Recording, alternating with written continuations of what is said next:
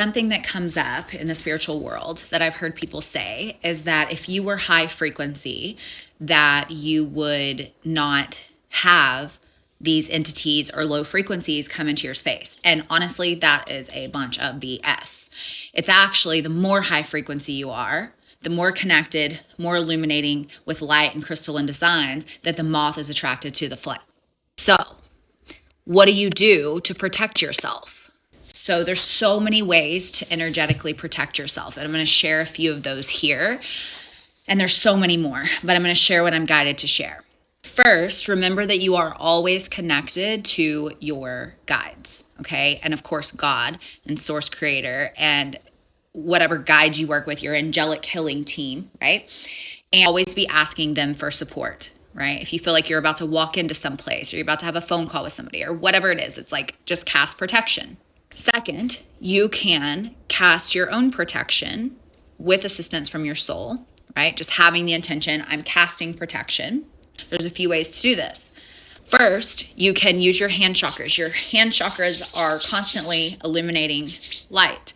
And so one of those things is that you can design, energetically set the intention to design to cast protection. You can pick what frequency color you want to use. I usually use like Christ consciousness blue, and I will do illumination of white and source gold. Like I will just wrap myself up, and you just wave your hands and wrap up your body.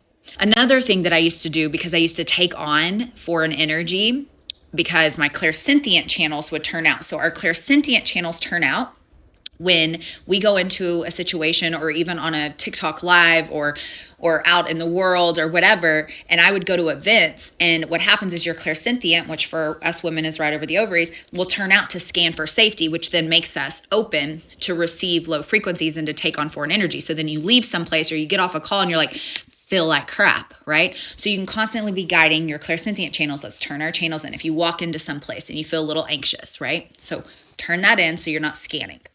Another thing is wrapping yourself up in an electric blue or white, whatever the color is that calls to you. Like pretend you're putting on a body bag for protection. Sounds kind of morbid, but it works. It's really about the intention of your heart and connection with your soul, right? Another thing is using your hand chakras to cast protection, protect, protect, protect, protect, protect, protect, protect, protect, protect. Trinities of 3. You can cast protection here and it sends this grid all over your body. So many ways that you can protect your energy.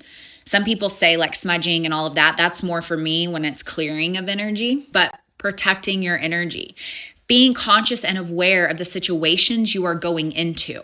Trust your instinct. Trust your intuition of if you should be in community with somebody, if you should be watching something. You know that feeling that you get. How many times have you said, oh, I knew I shouldn't have done that? It's really about learning to trust your intuition, which is the language of the soul. Because your guides, your soul source is always giving you signs of what's for you and what's not for you. So you need to start to trust your divine channels of communication, your clairaudient, clairvoyant, clairsentient, claircognizant, psychic, telepathic, transmedium, kundalini, sexual, and tantra channels. They're always guiding you and giving you these signals, but a lot of times we will ignore them. So to protect yourself, you can do all of these practices, but it's really about being so in tune in your spiritual journey, in your conscious evolution, that you are aware to then catch yourself before you enter into a low frequency experience, or you witness when a low frequency is coming in somatically, right? You can feel it. You can know it. So it's really about deepening trust for yourself that low frequencies are going to come, especially if you are functioning in the light. Moths attracted to the flame. And the bigger your light gets, the more illumination you have as the lighthouse that you are, chances are the bigger things that are going to come and try to enter into your space. But you are powerful. You are made of the light. So you can remove those things. You can cast protection. You can clear. You can heal those things when they happen.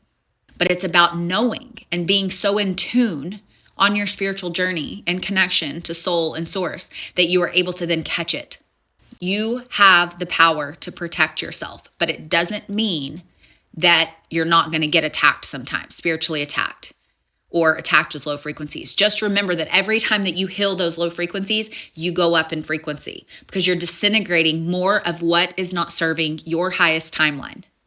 Don't be afraid of spiritual attacks. You just have to know your power.